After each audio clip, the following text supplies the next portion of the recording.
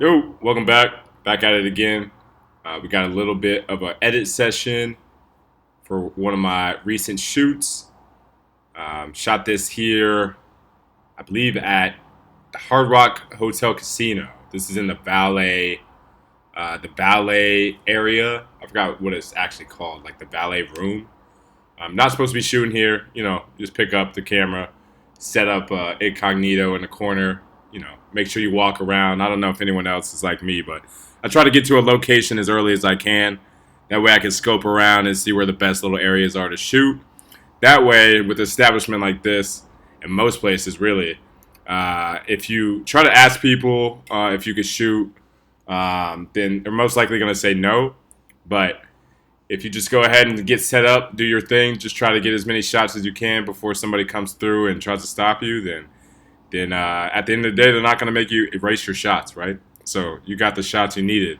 So just try to get set up real quick, incognito.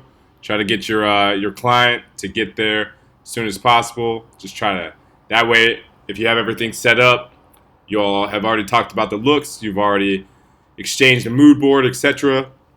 So we already know what poses we're doing. I send my clients a pose board as well as a mood board, just so everyone's on the same page. You can practice poses in the mirror, etc., etc. So when we get there, I'm set up, I'm ready to go, especially if we're in an area where we're not sure if we can shoot or not. That way we can get as many shots as we can. I do like this shot a lot here. I did a few others that I'm looking at, like this here, add the snoot a little bit. I have some other ones as well. But this one in particular, first of all, I wanted to go ahead and take a look at the actual skin detail, and we're going to zoom in too much apparently. But, oh, anyone else's Photoshop do this? Because I'm scrolling a little too hard. All right, bet. So if we go back up here to the face, it's a little crispier as far as the detail is concerned. It's not all the way there, but it's good enough, you know what I mean, for a 85 millimeter lens length shot. You know what I'm saying? So typically, I'm just going to go ahead and duplicate the background. I'm just going to start just on the face here. Really, I've done this type of shot, or at least I've edited this type of shot with her fit, not this exact pose. So I don't believe there's anything that I need to clean up as far as her wardrobe is concerned, or anything like any specs or any dust, anything like a little white speckle on black clothes, simple stuff like that. A lot of people might want to go ahead and clean up like some of the stuff on the hair. Honestly, I'm just gonna do the most basic of cleanup for this one strain of hair. So I'm just gonna hit that. And then obviously there's a little bit more here, a little bit more there. So I'll just clear that. And then from here, it's really just a few of the skin areas. So obviously you can tell by her skin. Again, this isn't the crispiest photo. This is one of the photos that my client picked. So, you can never... Actually, no, I chose this picture because actually I like the alignment. So it's not the crispiest. Usually I go through the crispier ones, and I think people can relate as well.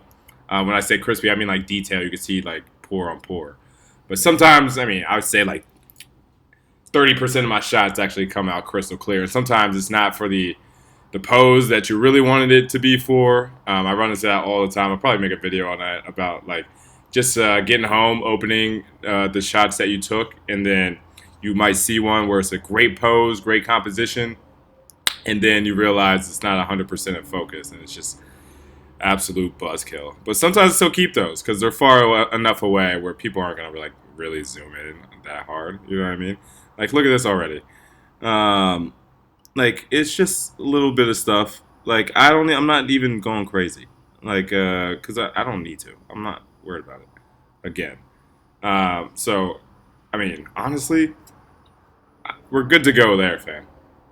The other stuff that we're going to do is more important. So if we go here, I'm going to zoom all the way out. I apologize because this is zooming out mad slow. Okay. So we got that layer. Typically, I would go like frequency separation here, but again, her scans is good enough. We're not even tripping on that, to be honest with you. Um, what we're gonna go ahead and do next, not dodge and burn, but we're gonna go straight to color. You know, hue saturation. Honestly, I'm known for a lot of my vibrant work, but for this type of stuff, like if I go OD, like the yellows are crazy. So I'm really just trying to be around like 4 or 5. Like you should barely be able to see a difference, but I do want to turn up them reds because that bag is hitting crazy. So I'm not gonna do too red. We're gonna probably stick to somewhere around like 10 or 11. You can see the bag just kind of light up there. Even still might be too red. Like let's hit it with like a 9. That's better. Okay, cool. So we got that down. We always take a look and see if we need any additional brightness or not. The thing about these tools is like you can try them out, right? Like it doesn't mean that you have to stick with them just because you ultimately chose them. It's like okay, if I don't like them, then I'll just delete it, right? I can get a look here. I mean, it's probably too bright. I mean, that's a little too bright for my liking. I'll bring it back to 14. And I think that's good enough. I mean, if I didn't want it, I could just turn it off, right?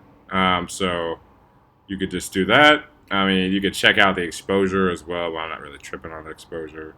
I think the exposure is just fine. Like, that's going to make it OTA. I don't want any part of that, so I'll just delete that. Boom. Right? It's not like it's going to take a bunch of minutes. Do I need to add contrast? I don't believe so. I don't think it's necessary. We're going to try. I've been working hard to kind of make photos look a little bit more realistic, so I'm gonna continue that trend because I like what I'm doing so far. So at this point, I want to go ahead and extend this photo, right? So I want to extend it this way so that she may be in the middle. I think that's pretty good. I'm just gonna space it out a little bit more, just to give herself some leeway. Okay, boom. So this is what we got. And what we're going to do here is hit that crop. And we're just going to use generative fill to fill in this little area here. So I take the lasso, if you want me to move this. So I just take the lasso here. And I'm just going to go, well, I'm a lasso is what I'm going to do first. So I just hit that right there, right there. All right, now everything's chose. So now at this point, I'll go to generative fill. And what I'm going to do is type in background. Now this should generate something pretty good here. Just got to give it a second. Sometimes it's going to give you some good stuff. Sometimes it's going to give you some wacky stuff. So, I mean, it's probably hitting at an 80% rate. It's going to been super helpful. Boom. So what did it just give me, right? Okay. I think that's amazing, fam. Like, what is going on? It gave me the same exact windows. You know what I mean? Unbelievable. All right, so you get 3 different options. You can get that one. Let me see. This is a different option where it's really squared off there. Or you could hit that. I don't really like that much. The difference between these has like more lights in it, with more leeway to the outside. And then this one, I don't know, both of these are pretty good. I'm paying attention to the roof up here too. Like every little piece of it, it's got to kind of match up. So that looks the best in my opinion. So now we got like a pretty centered image, which is nice. A few things that I do want to remove, like this is my flash right here. I could just generate a pill again. I hit period. So I just type that in right there. And then it will just go away pretty much. Yeah, so that's gone. I can put a little light in there, a little something, something. Or I could leave it bare. I'm gonna put a little light in there like that. And there's one more thing here. There's a fat Ass light. That is literally my flash, I believe, if I'm not mistaken. Um, and I'm just not gonna do anything with that because generative fill is tough to do that, and I'm not gonna clone stamp this entire thing. Like the light's just gonna have to remain there. It's not affecting the image too much. Like I'm not really tripping about it. What I will do is get rid of this exit sign.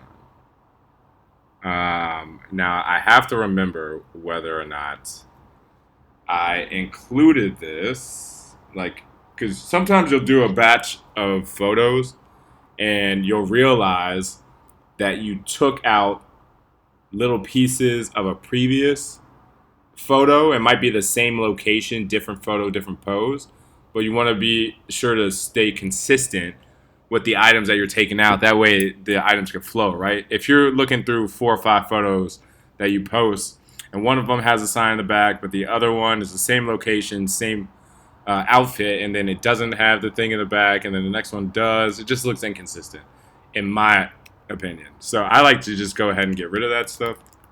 So I looked at my other photos, and none of them were high enough to even see the exit sign on that. So I'm just going to go ahead and take out this exit sign because it's right above her head.